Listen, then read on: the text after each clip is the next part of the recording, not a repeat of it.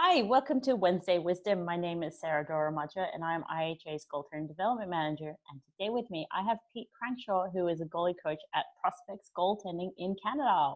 Welcome, Pete. Hi, Sarah. Thank you for having me. Thank you for being here. Okay, question I always start with everyone. How did you get involved in hockey? And I know your story is a little bit different. So take us way back to how did hockey come into your life? Hockey came into my life when my 11-year-old decided to play hockey. And he told me one day, he said, "Dad, I want to be a goalie." I'm like, "Oh, Nice. all right." So, you want to be a forward, nothing like that? No. And he didn't know how to skate. So that was even better. But luckily, I worked at the arena, and I kept bugging the kids, "Hey, you know what? You want to skate? You want to skate? You want to skate?" They never said yes until all of a sudden his buddies, and so he started skating.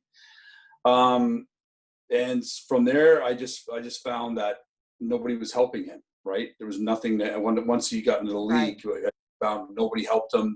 He was just getting shots on in net, like, and it still happens this day, right? Always. So I just made a decision to help him on the ice, and that's how I got into it. I grabbed a book at a sports shop. I think it was Goaltending 101. I forget who wrote it. Basically, goaltending for dummies, basically. Yeah, right.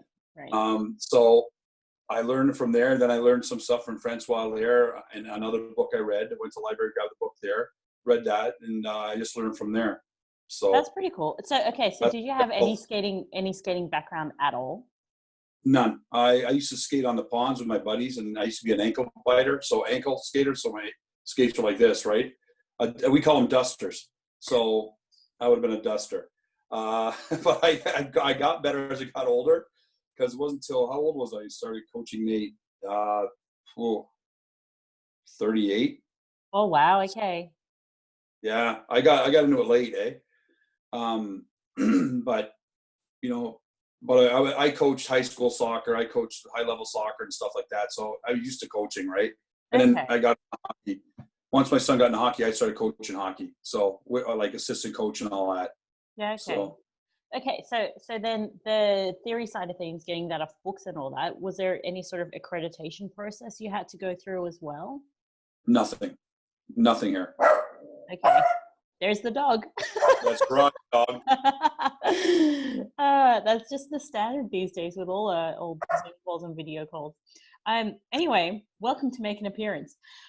Okay, so then the technical, like the actual being able to demonstrate and do the technical side of goaltending, how did you find that? Not too bad. I'm trying to remember. Not too bad. It was just go out there, and I seen how to work your edges and stuff like that, right? Plus watching goalies on TV, and that's how I kind of got it.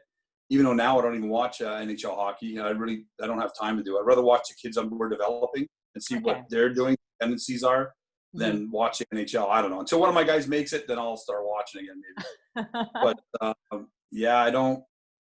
I didn't find it that hard actually.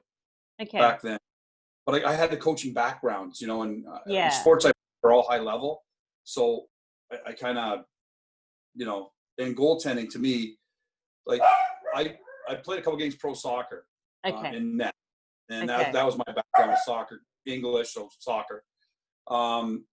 So you just evaluate that, and if you look at most sports, it equals up to the same. Like you could put hockey in a basketball, right? But, you know what I mean? And goaltending, we're on our feet, bigger net, but whatever. But your angles and all that are still your head checks, all stuff like that, right?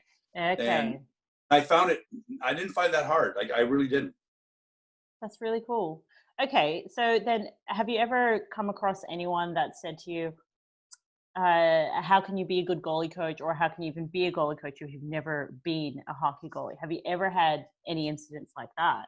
I had a few incidents like that, yeah. And all I could say was, you know what? I always use Wayne Gretzky as a tool, right? So I'll say, well, was Gretzky a great coach? No, just because you play the game doesn't mean you know how to coach the game. You don't know how to talk to kids, right? Me, I studied it. That's why I'm good at it. I studied it. So where other people don't, they come off and say, "Oh, I can do this." Well, no. What are you teaching them? Like, and with our group, we're up to date with everything, especially with Perry Wilson at the helm. Right. He's just ahead of, he looks for new things coming out. he goes to Calgary every year with the I forget the gentleman's name, skating guru we have there. Anyway, and Perry goes to him, right? And Mike DiPietro, a bunch of NHL goalies go there. So we're keeping on top, even though it is advanced. We still gum it down for the kids. Right. So the younger kids, right?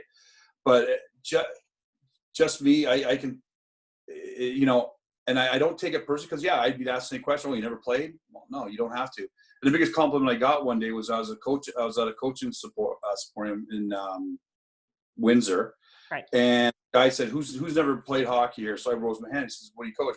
He says, and he knew who I was anyway. He says, so most people who never play the game make the best coaches because they're learning the game, right? We're learning it. Instead of playing it, we're learning it. So, absolutely. you know, we're putting it right on the ice. So, yeah, that was a compliment from him. But, yeah, I got no problem with people asking me questions like that. None at all. Yeah, and I guess to your advantage because you've got the coaching background from other sports, well, from soccer. Well, yeah, and, like I said, I've coached a lot of sports and even coaching hockey and, you know, I got into hockey obviously when my son did, but before that, like I said, I was coaching soccer, high level soccer and all that, volleyball stuff. So, yeah. So these days, are you just coaching goalies? Do you work with entire teams as well? Like, are you assistant coach of any team, or is it just you just coach goalies? Yeah, I'm coaching assistant coach with the under 18 team. We call it under 18 now. We got rid of the midget, peewee, novice. We got rid of all that. Yeah. Yeah. So it's the under 18 team girls in Chatham. So it's about a 45 to an hour drive to get there for practice and that. So I'm doing that, but that's the only place I'm assistant coaching. Other than that, we're all over. We want to go all over Ontario with what we offer, right? Okay. So it's kind of tough. It's getting tougher coaching right now, just because we're all over. Right. I was gonna say, how is the situation with the pandemic? Is it back to normal for you guys, or? No, what we're doing now, you're allowed 25 people on the ice at one time. Okay. And you got to get partially dressed. You're allowed in 15 minutes early. Some dress rooms are open, some aren't. And every district's kind of different where some parents are allowed in, but they go a different direction. And some, they're not. Like, it's weird, eh? You have to wear a mask. You got to go through all these checks, make sure you're okay before you're coming in. Yeah, it's a pain in the butt, but hey, it's okay. Are there any games back? So the team that you're assistant coach of, are they back playing? No games. We're not allowed to play any games right now until who knows when. It's kind of funny. They say, well, we want your kids in a bubble, but how are you in a bubble when you're still going to school? You're still doing shopping. You're not in a bubble. It's pretty tough. Yeah, if you play in Windsor, you have to stay in Windsor. If you play in Tecumseh, you stay in Tecumseh. Little towns, right? You have to stay in that play, and that's all there is to it. So has it been in that case, because you can't do games and with all the restrictions in place? Have you run any goalie clinics and camps? Because if you can have 25 people on the ice, would that be, I guess, an ideal time to let's just get as many goalies in as we can? No, because what happens is we got 4 instructors on the ice, 4 or 5 at a time. Sorry. That's all right. 4 or 5 on the ice at a time. Right. Instructors. We have we limited at 12 goalies. That's it. And then we have to count for our shooters too, right? So it's everything. Yeah. So and we go to 3-to-1 ratio because the kids learn more 3-to-1, right? Absolutely. Instead of 4-to-1, we got more kids sitting around. So yeah, we do the 3-to-1 ratio. And yeah, if we can get more kids on the ice, great. If we can't, 12 fine. We kind of like the 12 issue anyway, so it's nice. Yeah. Well, I mean, hopefully things do keep improving and you can keep expanding and sort of get somewhat back to normal. So, okay, I wanted to chat a little bit about, goalie parent to goalie coach. What successes have you had along the way? What's been highlights for you as a goalie coach? My biggest one right now would be Jessie McPherson, who played for Team Canada under 18 last year. Started with her. I think she was 11 or 12 years old when I got her, and she's at the University of Vermont right now on a full ride scholarship. Another one would be Emma Gorski. She's at Merrimack, full ride scholarship. She made the last cuts the year before, Jessie, of Team Canada. She made the Final Four. Nice. Yeah, and you know, it's not just me though. It's like you got Perry, you got Darian, my son Nate, who's a really good goalie coach also. We all help each other, right? So I can't say it's me. It's not. Team effort, right? Yeah. Well, I might see one thing, another guy might see another thing, right? A little, and that's what we look for is little things in the goalies. The biggest thing with Jess to me was her body language. We had trouble with that. And you see that in other goalies. We've got another goalie who plays for Little Caesars in States right now. She can't play over there, so she's over here right now and training hard. She's got good goalie, and it's her body language. So we're working with her too with that too, right? So and Pete Fry, I think she's going to reach out to Pete Fry on that one. Oh, nice. There's a few of our goalies that are they need help. Fuck goalie doesn't. Okay, so that can prove that even with no goalie background, that you can be a successful goalie coach, which is really sorry. And I got boys playing junior hockey and all that too, right? That I've coached. Yeah, right. So since I had them since we were little, growing up, and Perry's got them, and you know what I mean. So my routine is better with little guys, right? Getting them up there, get them going, and I stay with them, you know, because. Yeah. You don't want to go all over the place. We got some guys here, and this is the one thing I hate is that somebody steps in that played net, and they think, okay, I'm going to teach this. I'm going to be different from those guys. He's teaching them to slide, teach them all over. No, and parents have to realize you have to have the basics down. You have to. And we've lost clients over that because they want us to teach your kid how to slide. Oh, he's having trouble sliding, but he can't T-push. Well, we're not going to teach your kid to slide if you can't T-push. And that's our philosophy. We stick to it. And other people won't. They're just, and they see this flashiness, right? That's what it's not all about. It's not about that. Well, you need to keep it simple, and you have to get the foundations. Right. You have to keep the foundations right. And it's like you can't run before you learn how to walk, right? It's all those things. It's fundamental movement skills. Build them first. That's right. Curious, what's the youngest age of a goalie that you've got or have had? I've had 6. Wow. Year-old, yeah. There you go. And it's so with the 6-year-old, did they just only ever want to be a goalie, or were they playing out as well, or? They only want to be a goalie. The one kid we had, and we have a few now that are 7, and they've played out 1 year or 2 years, and then they want to be goalies. And there's some good ones. There's some really athletic kids coming up. But again, they're 7, so you know. Right. Yeah. I mean, late developing sport, you don't know what's going to happen, really. That's right. Yeah. Okay, so you've been out here before. We were fortunate enough to bring you out this time last year. Yeah. So you've seen what our hockey culture is about, what our environment is, what our facilities, and all this sort of thing. So, do you have any advice for our goalies that are out here on just how they can become successful if they want to go and reach their high goals? That's a good question, actually. Oh, I've had to make you think. That's a bad thing. Don't make me think. Goalies aren't made to think. Whenever you get a practicing, that's a hard question, actually. Well, because we have the limited ice time and limited. Yeah, that's what I mean. But we do have talent here too. Oh my God, yeah, you guys have talent. Yeah, you guys have talent. Just my thing when I went over there was. It's ice is so dear over there, like it's unbelievable, and like what you guys are paying is amazing for ice time compared to us. But then again, we have a rink in every little town. Just walk across the road to one, right? It's right there. Yeah, I got a rink over there. But yeah, it's I would say just keep working at it. Get your basics, like we were talking before. Get your basics down, right? Listen to your coaches because you guys got great coaches over there. Great coaches. That's what I found anyway. And you guys are willing to learn and stuff like that. And so am I. And that's the thing about us too. We're willing to learn. Like I can learn from you guys, right? And I did. And I, with Gabe and yourself, and that was really good. Mike, Don, guys like that really, really can move the game over there. And I think in Australia you got to start early, like I was saying with the basics, right? If you get these kids in pads and all that, get them going now, right? Give them the basics. Keep pushing the basics. Keep pushing the basics on them.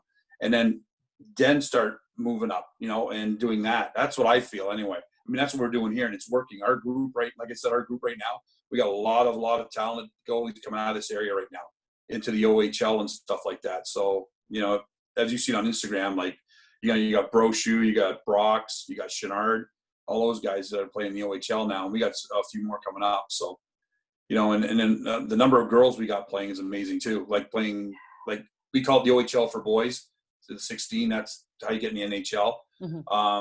We got the same thing for the girls called the PW, H here. And I think last year, last 2 years out of my Chatham area, like what goalies I got to Chatham, trained them there for a few years. I think we had 7 or 8 playing university hockey, playing PW, right? Which is great. And Erica Fryer's another girl. She's probably one of the best in youth sport in Canada. She plays for University of Toronto. Okay.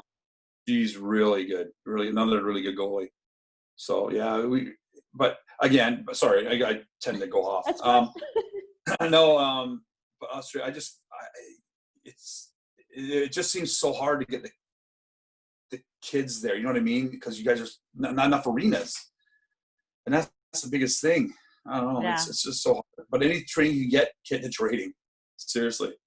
But even the off ice, you know, I've seen with Prospect's Instagram account, all the off ice training that goes into it, and it's being showcased as well. And even the younger kids and the older kids as well. I think that's a crucial piece as well. Well, I think that makes a difference too. Say 2 kids are at the same level, right? And all of a sudden, this one kid starts working on eyes, working on stuff. Because remember, I asked you about the eyes too, and you helped me out that way with the eyes. But yeah, you do little things like that, and that's what it comes down to: doing the little things. And I don't care if you're the best goalie in house league, because we got some great goalies who doesn't want to play travel; they want to play house league. Great, you know what? Doesn't mean we're going to treat you any different than anybody else. You're going to be taught the same, right? And people got to realize that too. Is like, just because you travel in house, it doesn't mean a damn thing. Like, you guys are both getting, you know, the same way, right? You're taught the same way. Technical skills, tactical skills. Yeah, same thing. Yep. Yeah. No, it's fantastic. Okay, so then shifting to goalie parents, how can they help their goalies? You know, like our example of, you can be a goalie parent and be a successful goalie coach. Do you have any advice for goalie parents here? How they can get into it? Any resources they should look into?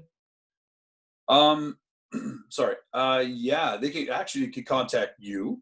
They can contact people like that and see if you're willing to take them on the ice, right? And that's what we do with a couple dads now. We bring them on the ice with us. Oh, nice. Because their teams don't do anything with them. So the dads usually ask, well, is it okay if we come on with you?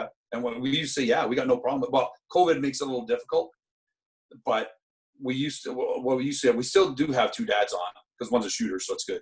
But we'd have dads come on with us and, you know, here you go. This is what we're looking for, right? Right.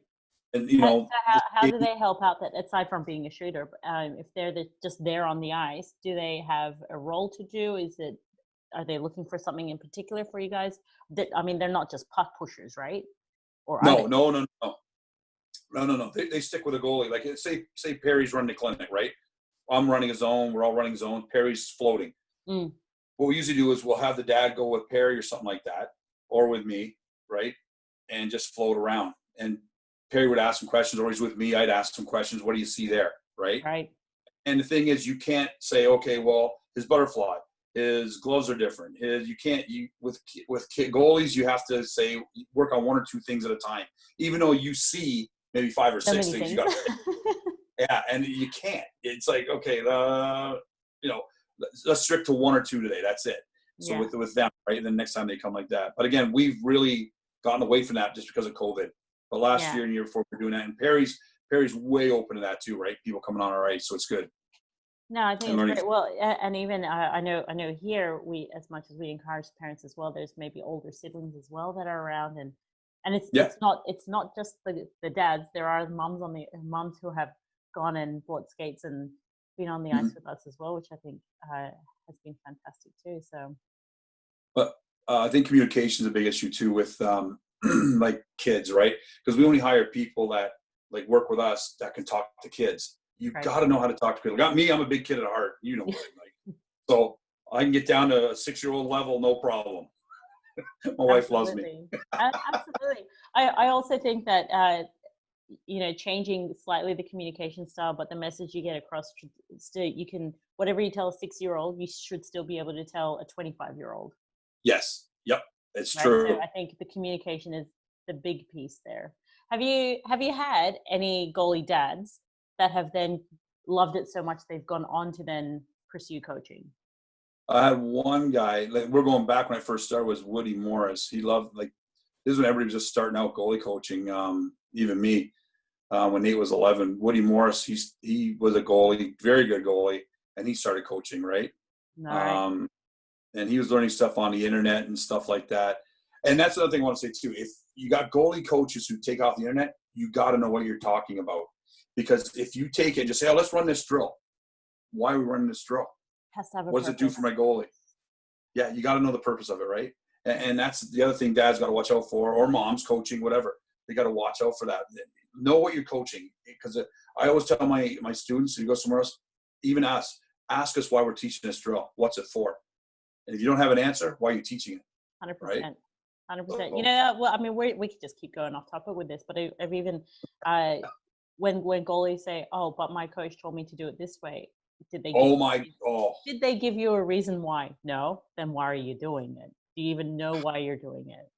Yeah, my coach told me I got to play outside the area. What? Why? Well, because I'm short. You're 10 years old. Of course you're short. Like, really? Like, as a drill to show the coaches, and that's the one thing.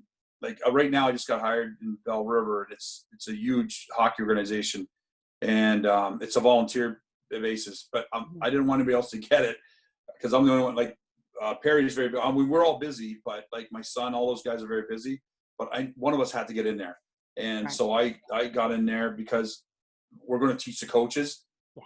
And that's what we want to do too. And it's something to look at too. And you guys, are you doing the same there? Like getting with your coaches and teaching them? Yeah. Yeah. So before I say my piece with you, what are you teaching the coaches? So is this the head coach of the team? What message are you trying to get across to them? It'll be the head coaches, whoever works with the goalies, if they have somebody who does work with goalies, is that in the first 10 minutes, first 5 minutes, they have skating. Well, why is a goalie doing a player skate? They don't need to. We can give them specific drills in a net to do, and we can teach the coach, okay, or whoever they want to send, they can work with them like that. These are the shots to work on to warm them up, but really it's positions number one. Skate, and that way if you're in position, you make everything look boring and look easy. If you're not in position, you have to be flopping around, going all over the place. And some desperation saves, that's those ones. Yeah, and some coaches love that stuff. Oh, look at a save he made. Yeah, because they were in the wrong position to start with.